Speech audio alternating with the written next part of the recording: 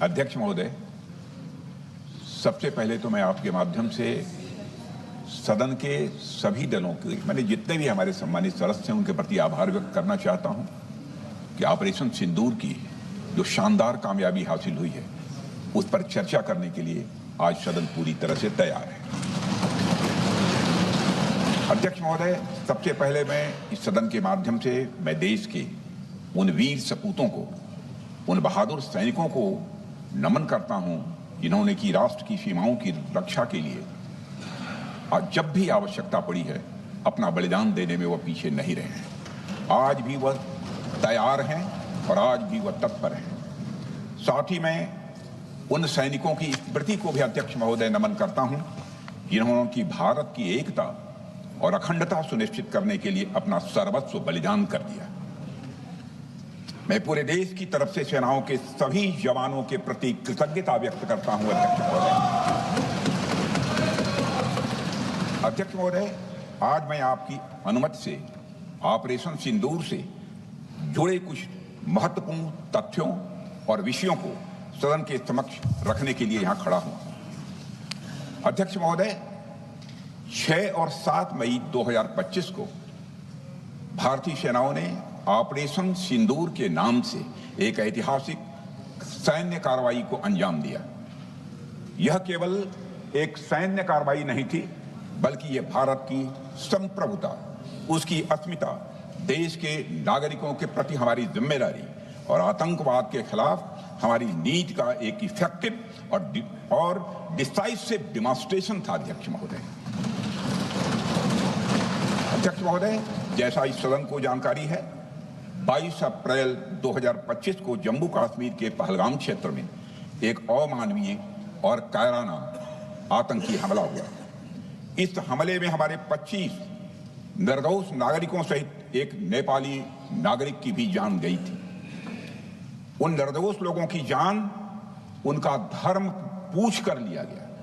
यह अपने आप में अमानवीयता का सबसे कुत्सित और सबसे घृणित उदाहरण था।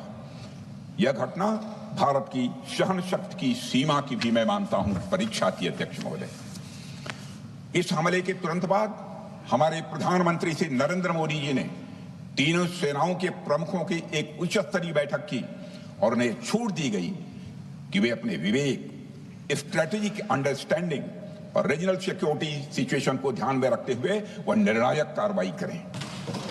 इसके बाद हमारे सैन्य नेतृत्व ने न केवल अपनी मैच्योरिटी दिखाई, बल्कि उस स्ट्रेटेजिक विजडम का भी परिचय दिया जिसकी उम्मीद भारत जैसी एक रिस्पॉन्सिबल पावर से की जाती है।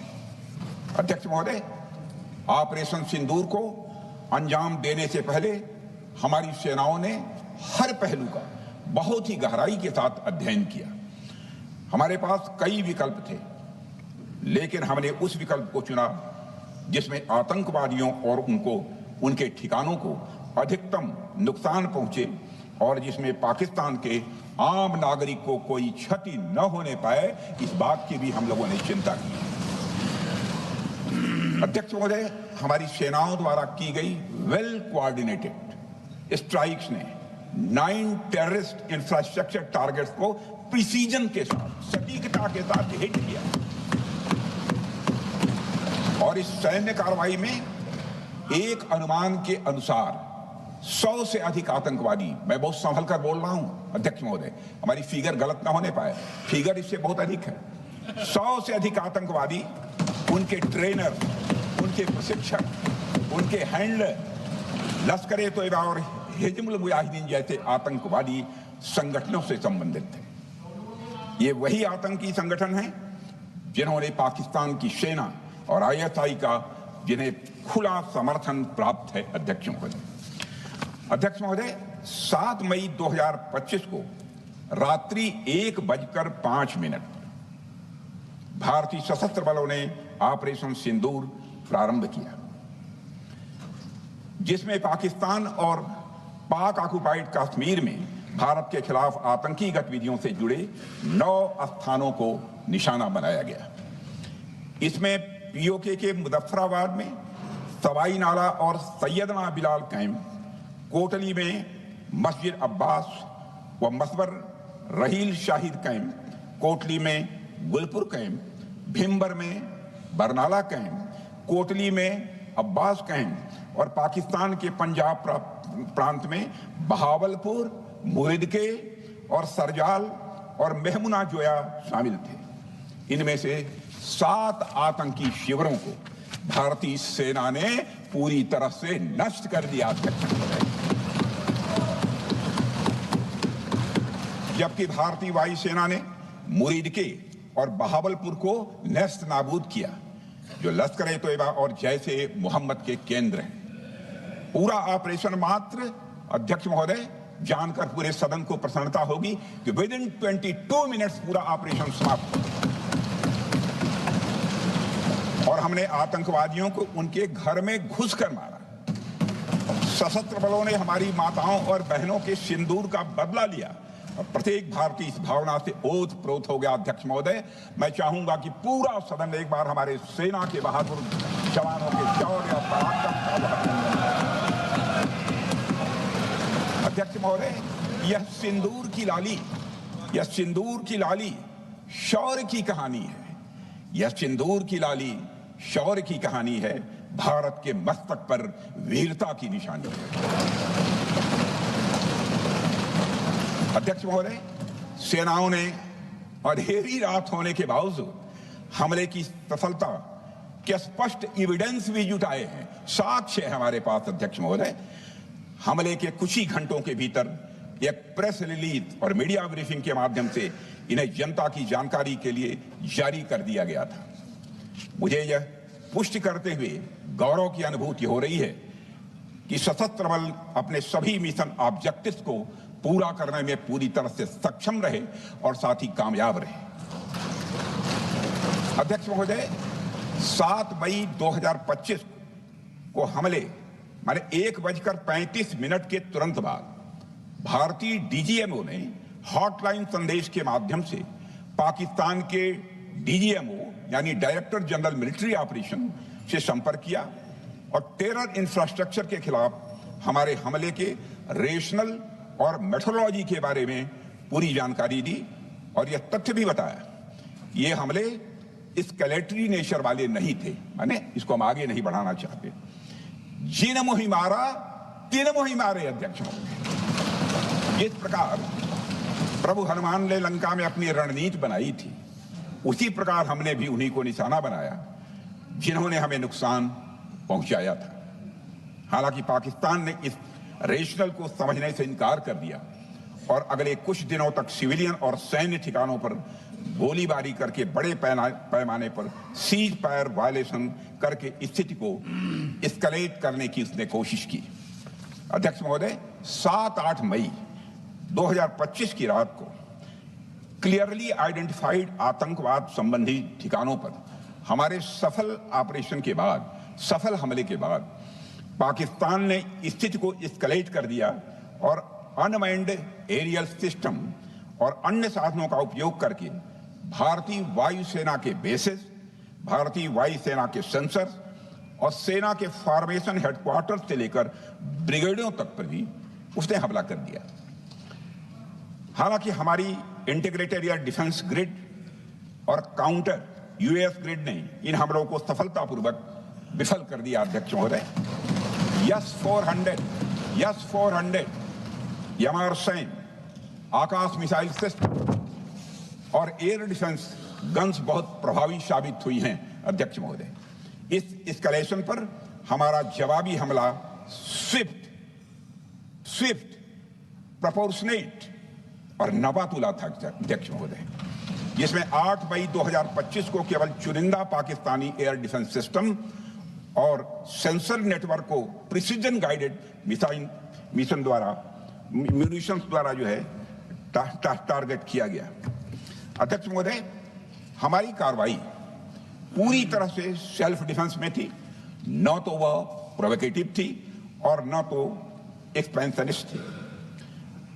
पाक द्वारा ये हमले 7 मई 25 से लगातार चले और 10 मई 2025 को रात लगभग 1:30 पर पाकिस्तान ने बड़े पैमाने पर भारत के ऊपर मिसाइल, ड्रोन, रॉकेट और अन्य लॉन्ग रेंज वेपन्स का इस्तेमाल किया। इसके साथ साथ उन्होंने इलेक्ट्रॉनिक वॉरफेयर से जुड़ी टेक्नोलॉजीज का भी सहारा लिया। अध्यक्ष महोदय, उनके निशाने पर हमारे भारतीय वायुसेना के अड्डे, थल सेना के एम्यूनिशन डिपोज, हवाई अड्डे और मिलिट्री कैंट थे। अध्यक्ष महोदय, यह कहते हुए मुझे गौरव की अनुभूति हो रही है कि हमारे air defence system, counter drone system और इलेक्ट्रॉनिक इक्विपमेंट्स ने पाकिस्तान के इस हमले को पूरी तरह से नाकाम कर दिया। पाकिस्तान हमारे किसी भी टारगेट को हिट नहीं कर पाया अध्यक्ष महोदय, और हमारे किसी भी इंपॉर्टेंट एसेट को नुकसान नहीं हुआ है।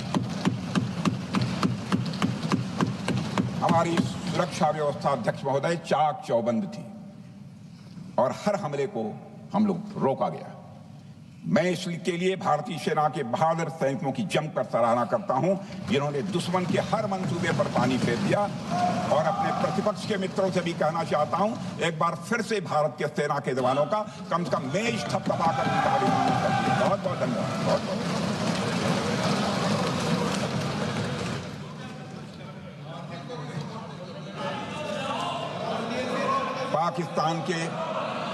पाकिस्तान के इस हमले के जवाब में हमारी कार्रवाई साहसिक थी, ठोस थी और प्रभावी थी। भारतीय वायुसेना ने वेस्टर्न फ्रंट पर पाकिस्तान के हवाई अड्डों, command and control systems, military infrastructures और एयर डिफेंस सिस्टम को निशाना बनाया और इस मिशन को हमारी सेनाओं ने सफलतापूर्वक अंजाम देने में कामयाबी हासिल की। अध्यक्ष महोदय, हमारी सेनाओं ने चकलाला, सरगोधा, रफीकी, रहीम यार खान, जैकबाबाद, सुक्कुर और भोलारी जैसे बड़े एयरबेस पर प्रहार किया और पूरी दुनिया ने भारतीय वायुसेना के शौर्य और पराक्रम की तस्वीर देखी।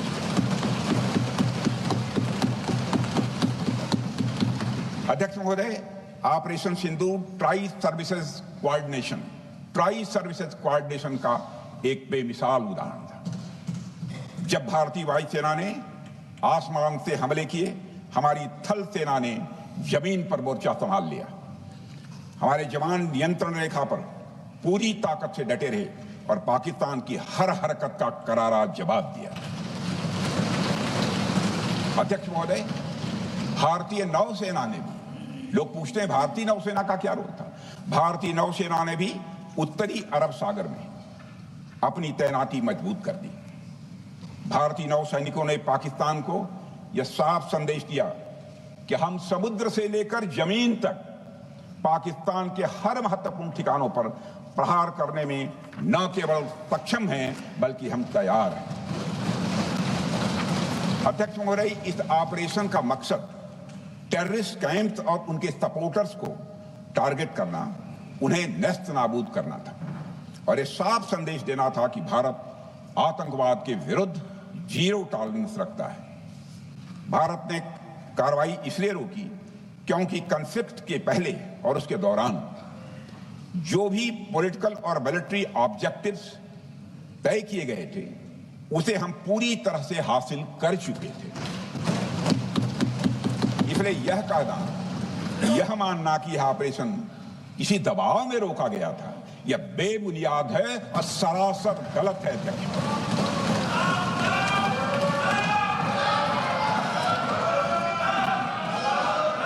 मैं सदन को फिर से आश्वस्त करना चाहता हूं, आपने राजनैतिक जीवन में अध्यक्ष महोदय, मैं आपके माध्यम से सदन को आश्वस्त करना चाहता हूं, अपने राजनीतिक जीवन में जानबूझकर कभी भी असत्य न बोलूं, इसकी भरपूर कोशिश की है मैंने, चाहे सदन हो अथवा सदन के बाहर। अध्यक्ष महोदय, मैं आपके माध्यम से सदन को यह भी अवगत कराना चाहता हूं,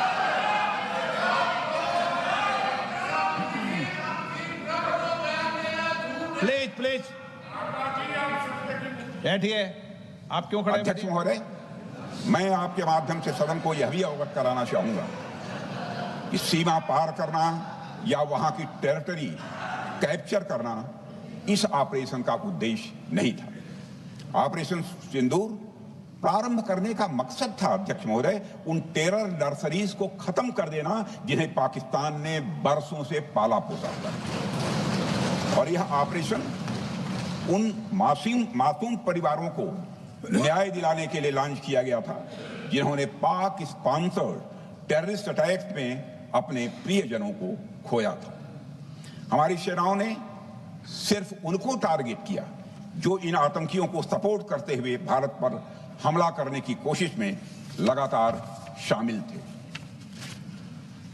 अध्यक्ष महोदय, ऑपरेशन सिंदूर का ओवरऑल पॉलिटिको मिलिट्री ऑब्जेक्टिव यह था कि आतंकवाद के रूप में प्रॉक्सी वार लड़ रहे पाकिस्तान को सजा दी जाए और इसी वजह से आर्म फोर्सेस को पूरी आजादी दी गई थी कि वे अपने टारगेट खुद चुनें और करारा जवाब दें। और इस ऑपरेशन का उद्देश्य कोई भी युद्ध छेड़ना नहीं था, बल्कि फोर्स के डिमॉन्स्ट्रेटिव यूज से एडवर्सरी को झुकने के लिए मजबूर करना था। 10 मई की सुबह जब भारतीय वायुसेना ने पाकिस्तान की मल्टीपल एयरफील्ड पर करारा प्रहार किया तो पाकिस्तान ने हार मान ली है, अध्यक्ष महोदय, और हॉस्टिलिटी रोकने की कोशिश की। अब रोक दीजिए महाराज। उन्होंने एक कोशिश की, हमारे डीएमओ से बात की, महाराज अब रोक दीजिए, बहुत हो गया। यह पेशकश इस कैबिनेट के साथ स्वीकार की गई थी। सुने, रुकिए तो रुकिए, बता दूंगा,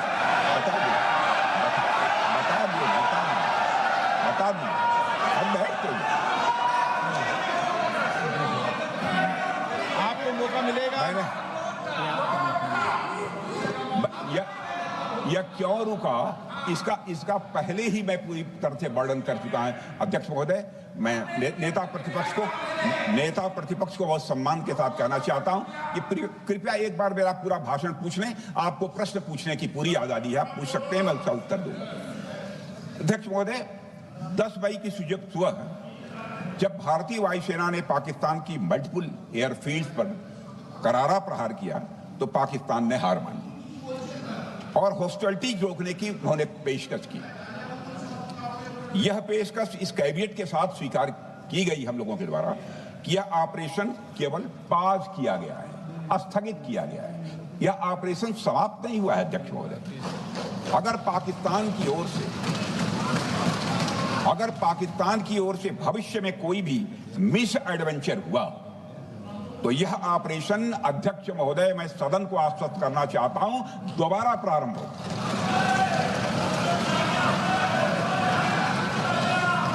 अध्यक्ष महोदय, भारतीय वायुसेना के जबरदस्त हमलों, नियंत्रण रेखा पर थल सेना की मजबूत जवाबी कार्रवाई और नौसेना के हमलों के डर ने पाकिस्तान को झुकने के लिए मजबूर कर दिया, अध्यक्ष महोदय। और पाकिस्तान की हार उनकी एक सामान्य विफलता नहीं थी, बल्कि यह उसके सैन्य बल और मनोबल या दोनों की एक हार थी। 10 मई को पाकिस्तान के डीजीएमओ ने भारत के डीजीएमओ से संपर्क किया और सैन्य कार्रवाइयों को रोकने की अपील की। मैं सदन में यह बात फिर से दोहराना चाहूंगा कि पाकिस्तान के डीजीएमओ ने भारत के डीजीएमओ से संपर्क किया और सैन्य कार्रवाइयों को रोकने की अपील की। 12 मई को दोनों देशों के डीजीएमओ के बीच औपचारिक संवाद हुआ और दोनों पक्षों ने सैन्य कार्रवाइयों पर विराम लगाने का निर्णय लिया। अध्यक्ष महोदय, हमारे सैनिकों का जो मनोबल, मातृभूमि की रक्षा करने का जो उनका समर्पण है, ऑपरेशन सिंदूर के दौरान उसका दर्शन 140 करोड़ से अधिक भारतवासियों ने देखा। मुझे खुद भी और प्रधानमंत्री जी को सीमावर्ती क्षेत्रों में जाकर हमारे जवानों से मुलाकात का अवसर मिला है। अध्यक्ष महोदय, श्रीनगर के मिलिट्री बेस पर, भुज के एयरबेस पर, उधमपुर के कमांड सेंटर पर, हर जगह प्रत्यक्ष मैंने अपनी आंखों से देखा कि हमारे सैनिकों का मनोबल अपनी पूरी बुलंदी पर था। उनकी आंखों में विश्वास है और उनका संकल्प अडिग है वे न केवल भारत की सीमाओं की रक्षा कर रहे हैं बल्कि हमारे राष्ट्रीय स्वाभिमान की भी अध्यक्ष महोदय रक्षा कर रहे हैं। अध्यक्ष महोदय, किसी भी देश में जनता सत्ता पक्ष को और विपक्ष को अलग अलग दायित्व सौंपती है, दोनों को अलग अलग दायित्व, और हेल्दी डेमोक्रेसी में तो स्वाभाविक है। सत्ता पक्ष का काम होता है जनता के हितों को ध्यान में रखते हुए कार्य करना, और विपक्ष का काम होता है सरकार से जनता के मुद्दों से संबंधित जरूरी प्रश्न पूछना। ऑपरेशन सिंदूर क्यों शुरू किया गया, इसकी जानकारी पहले भी दी गई है और आज भी मैंने सदन को दी है। अध्यक्ष महोदय, कभी कभी हमारे प्रतिपक्ष के लोग ये पूछते रहे हैं कि हमारे कितने बीमार गिरे। मुझे लगता है उनका यह प्रश्न हमारी राष्ट्रीय जनभावनाओं का सही से प्रतिनिधित्व नहीं कर रहा है। मुझे लगता है उन्होंने एक बार भी हमसे यह नहीं पूछा कि हमारी सेनाओं ने दुश्मन के कितने विमान मार गिराए।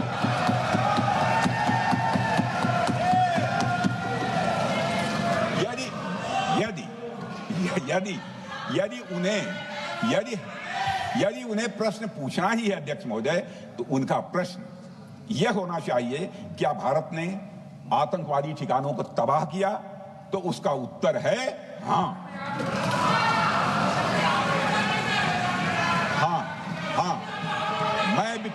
मैं विपक्ष के सम्मानित साथियों से कहना चाहता हूं कि आपको प्रश्न पूछना है तो यह प्रश्न पूछिए, क्या ऑपरेशन सिंदूर सफल रहा?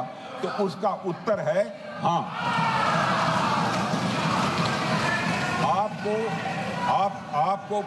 आपको प्रश्न पूछना है तो यह प्रश्न पूछिए कि जिन आतंकियों ने हमारी बहनों, हमारी बेटियों का सिंदूर मिटाया, क्या हमारी सेनाओं ने ऑपरेशन सिंदूर में उन आतंकियों के आकाओं को मिटाया? तो इसका उत्तर है हाँ। और आपको प्रश्न पूछना है तो यह पूछिए कि इस ऑपरेशन में क्या हमारे जाबाज सैनिकों को कोई क्षति हुई है? तो उसका उत्तर है नहीं। अध्यक्ष महोदय, लक्ष्य जब बड़े हो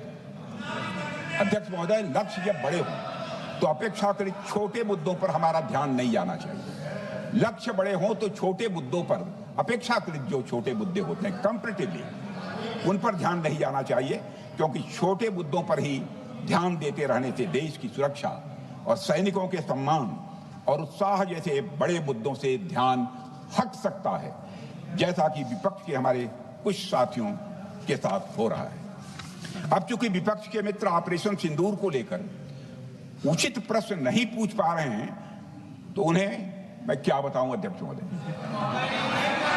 मैं लगभग 4 डिकेड से अधिक समय से राजनीति में, सत्ता पक्ष हो या विपक्ष हो, अपनी पार्टी हो या दूसरी पार्टी हो, कभी भी किसी के साथ दलगत राजनीति को मैंने शत्रुतापूर्ण तरीके से जिंदगी में नहीं देखा है मैंने अध्यक्ष हो। इसलिए आज अगर विपक्ष प्रश्न पूछने में असफल है, मैं विपक्ष को उनके इस काम में थोड़ी सी मदद करना चाहता हूं। अध्यक्ष महोदय, मैं विपक्ष के अपने सम्मानित साथियों से यह कहना चाहता हूं कि यदि आज हम लोग सत्ता पक्ष में हैं, तो ऐसा नहीं है कि हम हमेशा सत्ता पक्ष में ही रहेंगे। यह आवश्यक नहीं है, किसी के लिए आवश्यक नहीं। एक लंबा समय हमने विपक्ष का काम किया है, एक लंबा समय हमने सरकारों से सवाल पूछने में लगाया है। जनता ने जब हमें विपक्ष में रहने का दायित्व सौंपा था, तो हमने विपक्ष में रहकर विपक्ष की भूमिका को बड़े ही सकारात्मक तरीके से निभाया भी। अध्यक्ष महोदय, विपक्ष में रहकर हमने कैसे प्रश्न पूछे, इसके कुछ उदाहरण मैं यहां रखना चाहता हूं। 1962 में अध्यक्ष महोदय, चीन के साथ हुए युद्ध में जब दुखद परिणाम आया, तो हमने उस समय की सरकार से यह पूछे थे, लेकिन वह प्रश्न यह था कि हमारे देश की धरती पर दूसरे देश का कब्जा कैसे हुआ। हमने यह प्रश्न पूछा था कि हमारी सेना और हमारी जनता अपमानित क्यों हुई।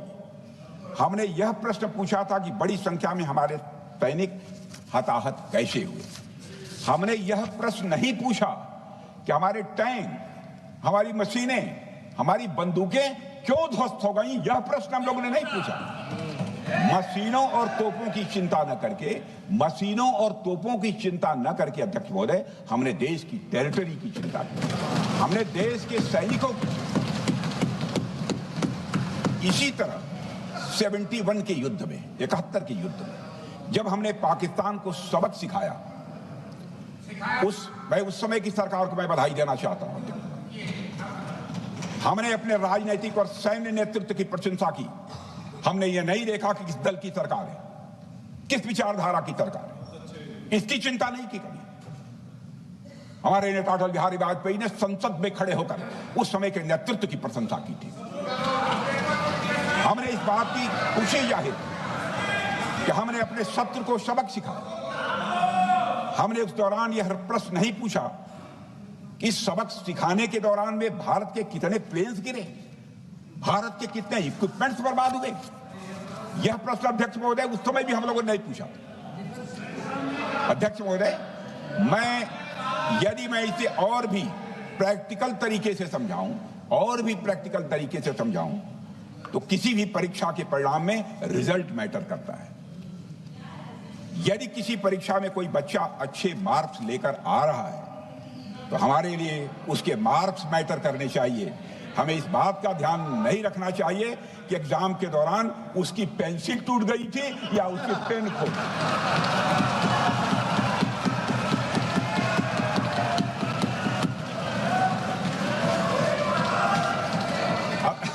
अध्यक्ष महोदय, अल्टीमेटली रिजल्ट मैटर करता है, और रिजल्ट यह है अध्यक्ष महोदय, अल्टीमेटली रिजल्ट मैटर करता है, और रिजल्ट यह है अध्यक्ष महोदय कि ऑपरेशन सिंदूर के दौरान हमारी सेनाओं ने जो लक्ष्य निर्धारित किया था, उन लक्ष्यों को पूर्ण रूप से प्राप्त करने में हमने कामयाबी पाई।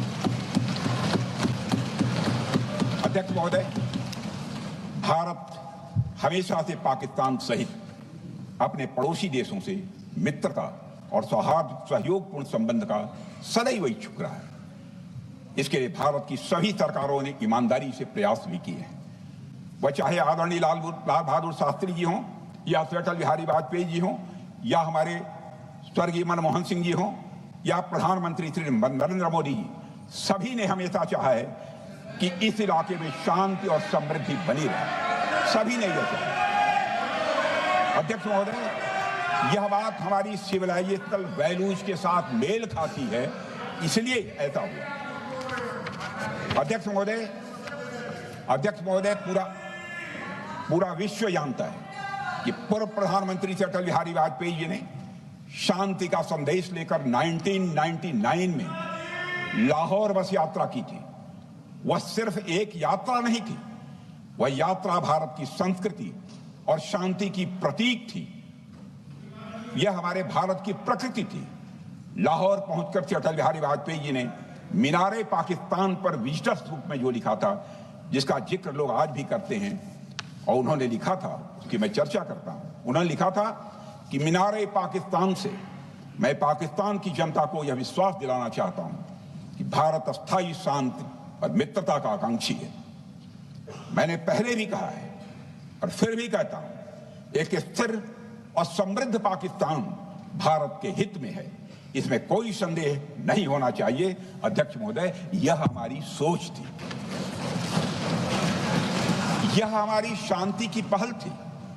यह पहल हमारी हजारों साल पुरानी सांस्कृतिक चेतना, हमारी नैतिक शक्ति और हमारी सभ्यता के उन मूल्यों से निकली थी जो शांति को शक्ति मानती है। अध्यक्ष महोदय, लेकिन हमारे शांति के प्रयास को हमारी नाइविटी, उदारता या सरलता समझ लिया गया। जब हम शांति के लिए कदम बढ़ा रहे थे, उसी वक्त पाकिस्तान कारगिल में घुसपैठ की साजिश रच रहा था। हम दोस्ती के राह पर थे तो वो षड्यंत्र की राह पर थे। जब हम मामला खुलकर सामने आया तो हमारे वीर सैनिकों ने इस घुसपैठ के खिलाफ कार्रवाई करना प्रारंभ किया, और जब भारत की जीत सामने दिखाई दे रही थी तो पाकिस्तान ने परमाणु युद्ध की धमकी दे डाली। अध्यक्ष महोदय, तब हमारे तत्कालीन प्रधानमंत्री आदरणीय अटल बिहारी वाजपेयी जी ने कहा था पाक सेना के परमाणु हमले से भारत का तो कुछ नहीं बिगड़ेगा, लेकिन पाकिस्तान दूसरे दिन का सूरज नहीं देख पाएगा।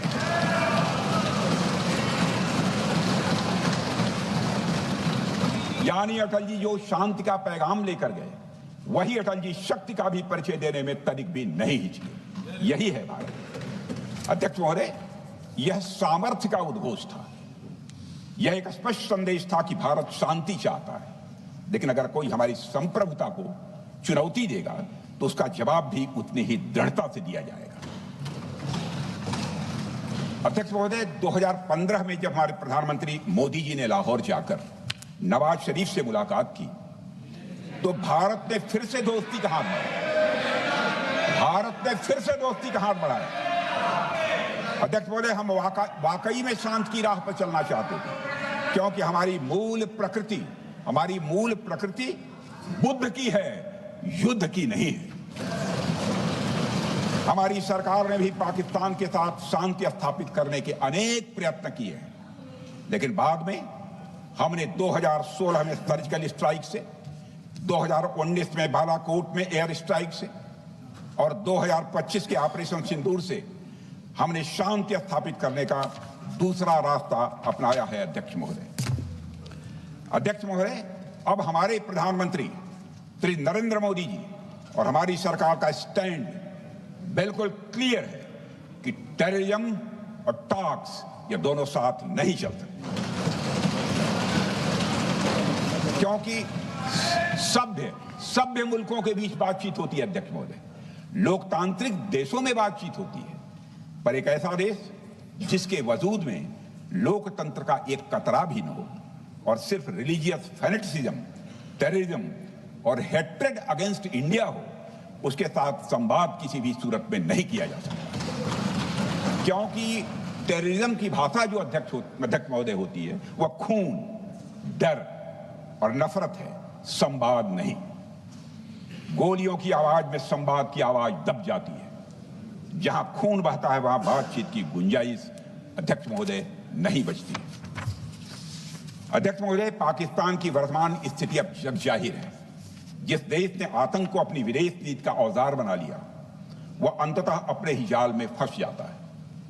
पाकिस्तान की नीति और चरित्र को लेकर कोई भ्रम नहीं रहना चाहिए। यह एक ऐसा देश है जो वैश्विक आतंकवाद की नर्सरी है और उन्होंने इसको अपनी स्टेट पॉलिसी का भी एक आधार बनाया हुआ है। अध्यक्ष महोदय, ऑपरेशन सिंदूर के दौरान पूरी दुनिया ने देखा है कि पाकिस्तान में सरकार आतंकवादियों के लिए स्टेट फ्यूनरल का इंतजाम कर रही है और सैन्य अधिकारी भी आतंकवादियों के जनाजे में भाग लेते हैं। यह वही देश है जो सीमा पर सैनिकों से लड़ने का साहस नहीं जुटा पाता, इसलिए निर्दोष नागरिकों, बच्चों और तीर्थ यात्रियों को आतंकवाद का निशाना बनाता है। पाकिस्तान की सेना और आईएसआई आतंकवाद को एक प्रॉक्सी वार के रूप में अध्यक्ष महोदय इस्तेमाल करती हैं और उसके सहारे वे भारत को डिस्टेबलाइज करने का सपना देखती है।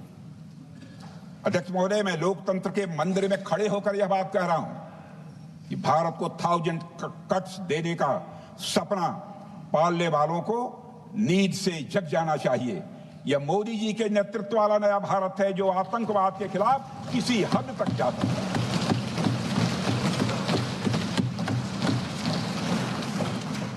अध्यक्ष महोदय, आप भारत का इतिहास जानते हैं। देखिए, हमने कभी भी किसी की एक इंच जमीन पर आज तक कभी कब्जा नहीं किया है।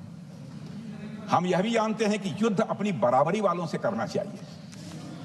ऐसा गोस्वामी तुलसीदास जी ने लिखा है और गोस्वामी तुलसीदास जी कहते हैं कि नीति ऐसी ही होनी चाहिए, प्रीति और बैर बराबरी वाले से ही करनी चाहिए। शेर यदि मेढकों को मारे तो उसका बहुत अच्छा संदेश नहीं आता अध्यक्ष महोदय। और अध्यक्ष महोदय, हमारे देश की सेना शेर है।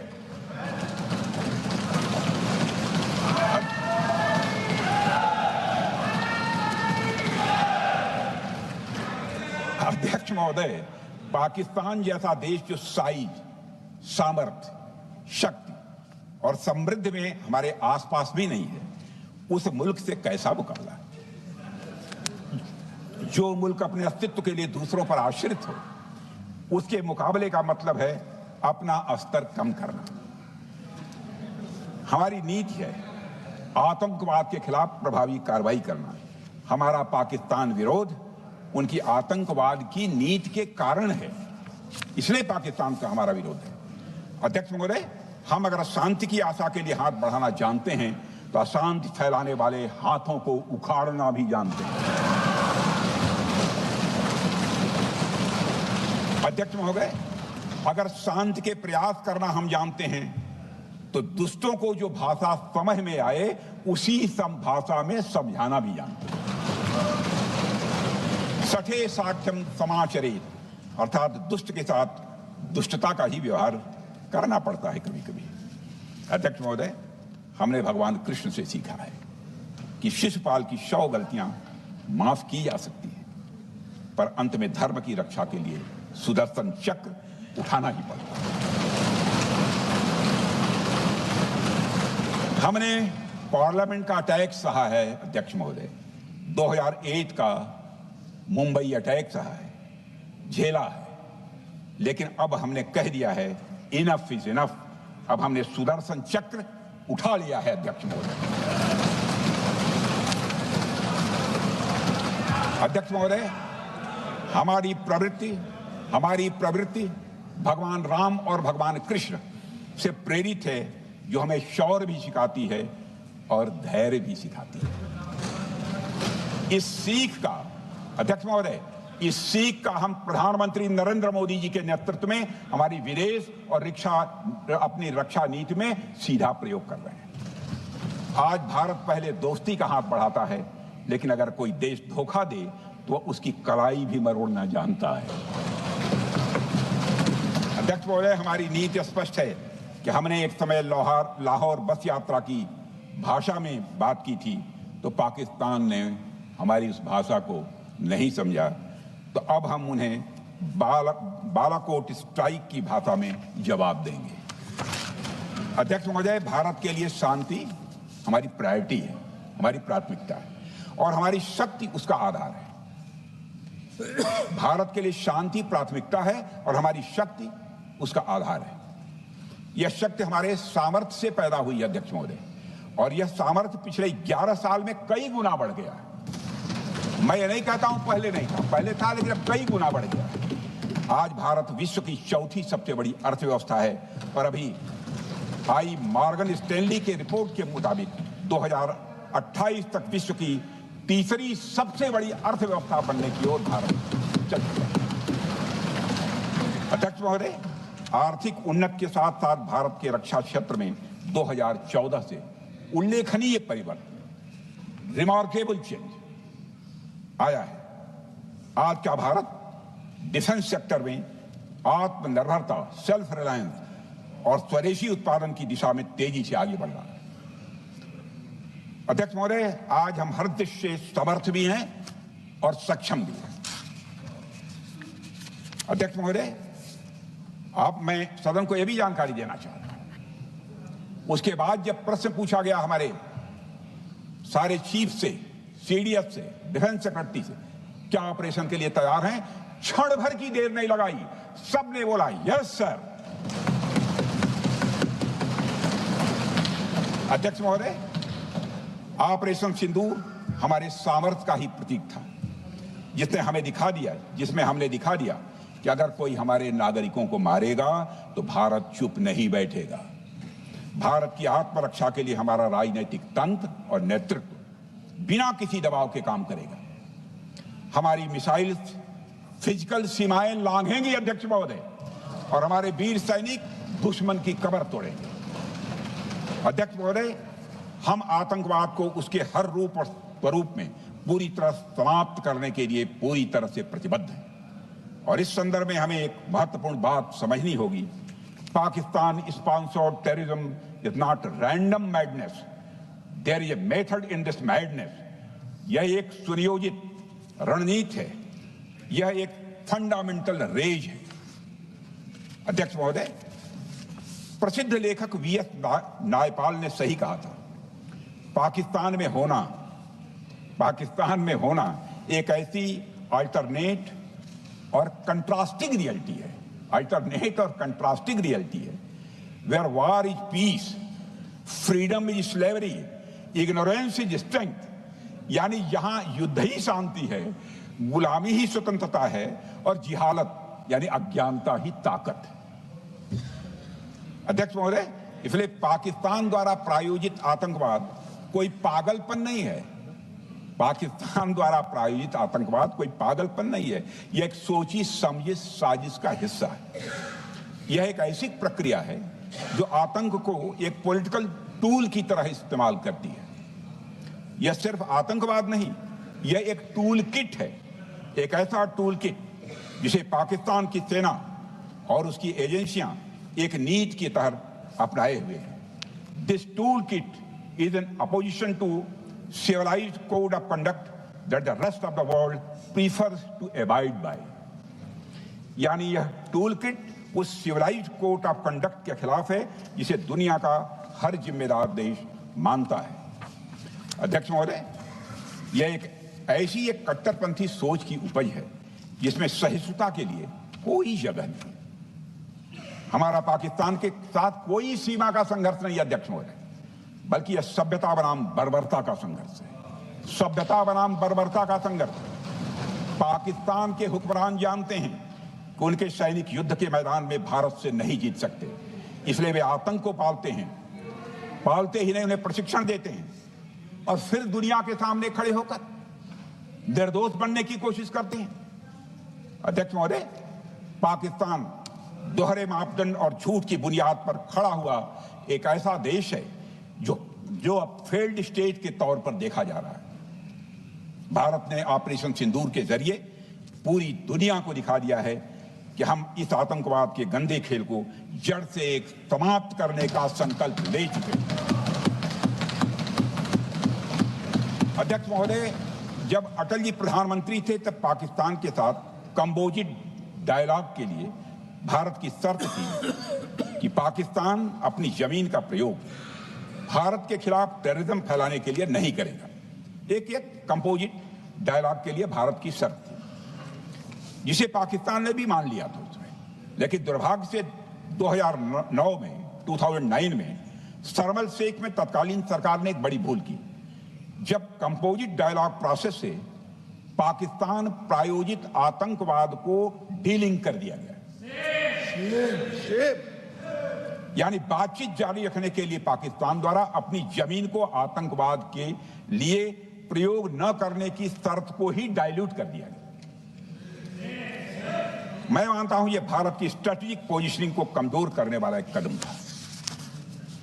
अध्यक्ष महोदय, ऐसी ही एक और गंभीर चूक तत्कालीन सरकार ने 2006 में हवाना में भी हुई थी, जब पाकिस्तान को आतंकवाद का विक्टिम माना गया और एक ज्वाइंट एंटी टेरर मैकेनिज्म बनाने पर सहमति भी हुई थी। 2006 की बात कर रहा हूं। अध्यक्ष महोदय, यह सोचने वाली बात है कि जो देश आतंक को पैदा करता है, उसे पालता है, उस देश को ही आतंक से पीड़ित मान लेना कितना बड़ा स्ट्रेटेजिक ब्लंडर है। अध्यक्ष महोदय, आतंकवाद के खिलाफ हमारी लड़ाई अब केवल सीमा पर नहीं है, बल्कि वैचारिक मोर्चों पर भी लड़ी जा रही है। इसी उद्देश्य से प्रधानमंत्री जी कई हाई लेवल डेलीगेशंस का गठन भी उन्होंने किया था, जिसमें हमारे लगभग अधिकांश दलों के सम्मानित सदस्य उसमें शामिल थे। उसमें विभिन्न राजनीतिक दलों के रिप्रेजेंटेटिव शामिल थे और सचमुच इस समिति ने वैश्विक मंचों पर जाकर भारत की बात बहुत ही प्रभावी तरीके से रखी और आतंकवाद के विरुद्ध वैश्विक समर्थन को उन्होंने मजबूत किया है। अध्यक्ष महोदय, मैं उन सभी डेलीगेशन के सम्मानित सदस्यों के प्रति शीश झुकाकर आभार व्यक्त करना चाहता हूं, जिन्होंने भारत का आतंकवाद के खिलाफ स्टैंड तथा जीरो टॉलरेंस की पॉलिसी और ऑपरेशन सिंदूर के बारे में दुनिया के देशों को सही तरीके से अवगत कराया, प्रभावी तरीके से अवगत कराया। अध्यक्ष महोदय, ऑपरेशन सिंदूर को लेकर सर्वदलीय बैठक भी हुई। I am very happy to tell the house that during Operation Sindoor, all the political parties of the country kept aside all ideologies and differences and showed solidarity with the nation, with the soldiers and with the government. फिर इसके लिए आभार व्यक्त करता हूं। मुझे लगता है यही इस देश के लोकतंत्र की खूबसूरती है। अध्यक्ष महोदय, जैसा कि हमारे माननीय प्रधानमंत्री मोदी जी ने भी कहा है कि ऑपरेशन सिंदूर अभी रुका है, समाप्त नहीं हुआ है। यदि आवश्यकता पड़ी, यदि पाकिस्तान फिर किसी नापाक हरकत की कोशिश करता है तो हम और भी कठोर और निर्णायक कार्रवाई करने के लिए तैयार हैं। अध्यक्ष महोदय, ऑपरेशन सिंदूर के माध्यम से पाकिस्तान के मन में भारत को लेकर जो बहुत बड़ी गलतफहमी थी वह हमने दूर कर दी है। और मेरी दूर थोड़ी बहुत बची यदि भई होगी तो उसको भी दूर कर देंगे। अध्यक्ष महोदय, मुझे महाकवि राष्ट्र कवि रामधारी सिंह जी दिनकर की कुछ पंक्तियां याद आती हैं। अध्यक्ष महोदय, क्षमाशील हो रिपु समक्ष, क्षमाशील हो रिपु समक्ष, तुम हुए विनत जितना ही, दुष्ट कौरवों ने तुमको कायर समझा उतना ही। अध्यक्ष महोदय, भारत ने न केवल अपनी सैन्य क्षमता का प्रदर्शन किया, बल्कि अपनी राष्ट्रीय दृढ़ता, नैतिकता और राजनीतिक कुशलता का भी परिचय दिया है। भारत अब किसी भी आतंकी हमले का निर्णायक और स्पष्ट उत्तर देगा। अध्यक्ष महोदय, हमने एक नई लक्ष्मण रेखा खींच ली है। अब आतंकवाद को आश्रय और समर्थन देने वालों को कोई शरण नहीं मिलेगी। और अध्यक्ष महोदय, भारत किसी भी तरह के न्यूक्लियर ब्लैकमेलिंग या दबावों के आगे अब झुकने वाला नहीं है।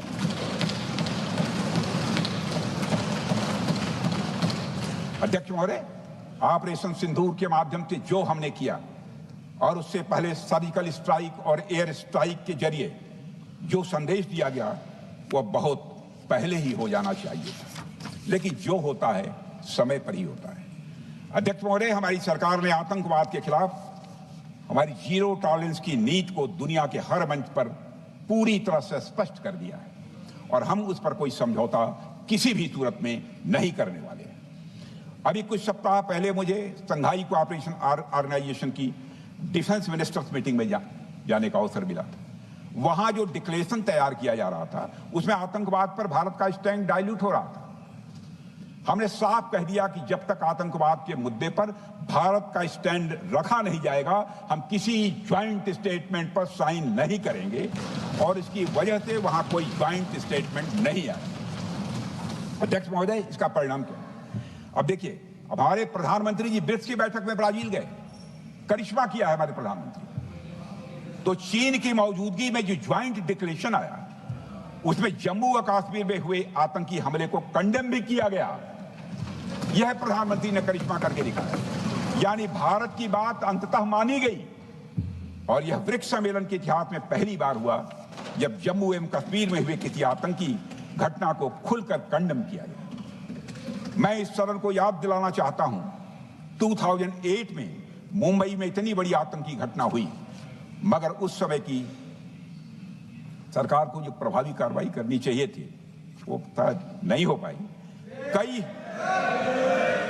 लेकिन उसमें सबसे दुखद और आश्चर्य की बात है, कई वर्ल्ड फोरम, इंटरनेशनल फोरम पर जो उसका कंडेमनेशन होना चाहिए, जो उसकी निंदा की जानी चाहिए, वह भी जितना होना चाहिए नहीं हो पाया। अध्यक्ष, यदि आप उस घटना के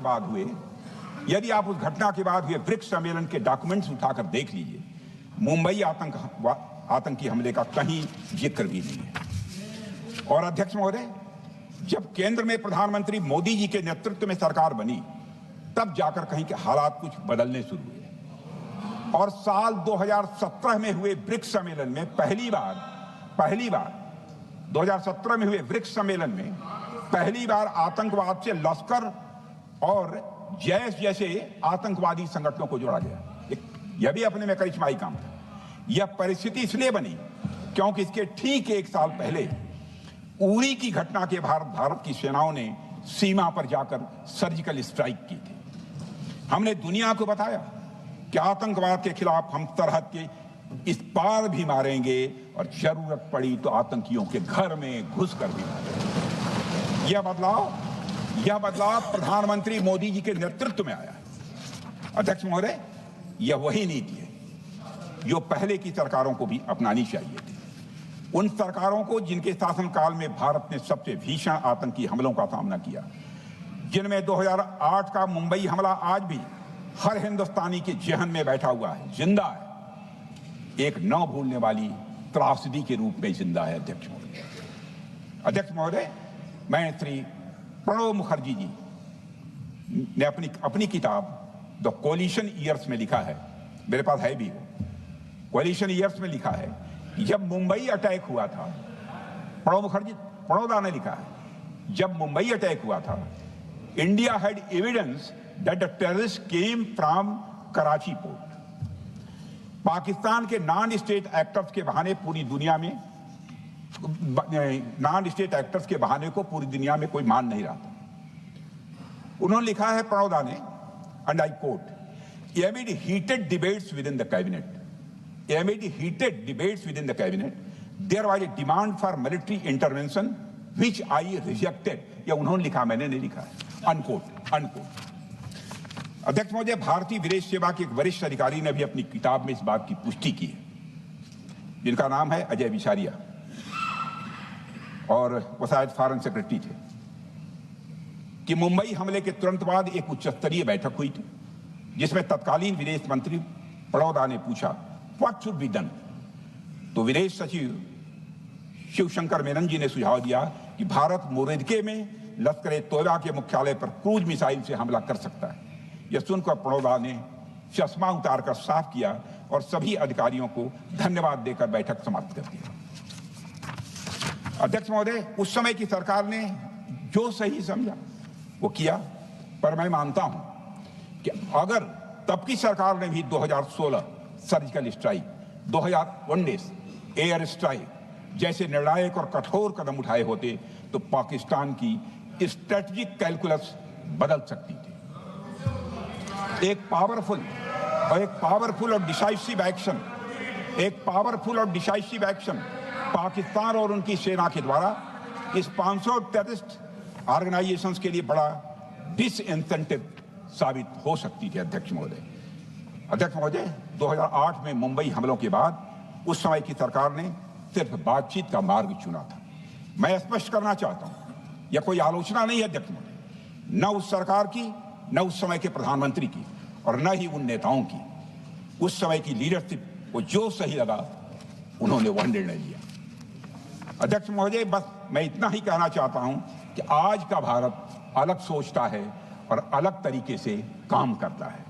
हमारा मानना है यह आपका प्रतिद्वंदी आतंक को रणनीति बना चुका हो और बातचीत की भाषा नहीं समझता हो तो standing firm and being decisive के अलावा कोई विकल्प नहीं बचता है। अध्यक्ष महोदय, आज हमारे प्रधानमंत्री मोदी जी के नेतृत्व में भारत वह देश नहीं रहा जो पहले था। Two-day doziers have been replaced by decisive action. Two-day doziers have been replaced by decisive action. आज भारत सहता नहीं है, भारत जवाब देता है। अध्यक्ष महोदय, आज भारत आतंक की जड़ तक जाता है और उसे उखाड़ फेंकने का सामर्थ्य रखता है।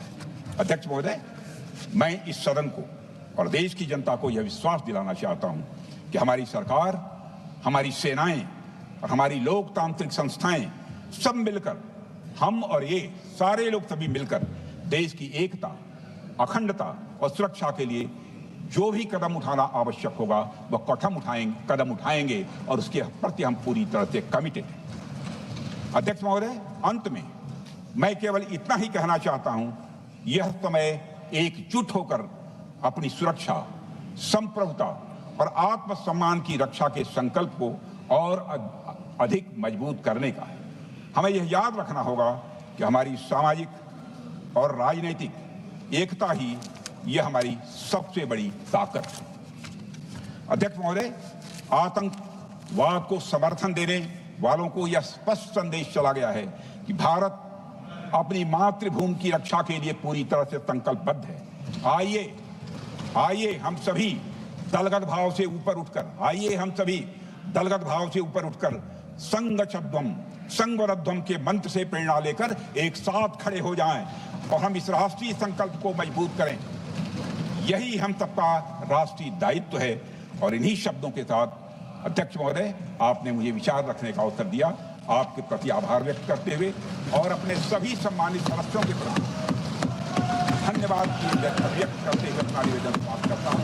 सबने शांतिपूर्वक बात की। श्री गौरव गोगोई।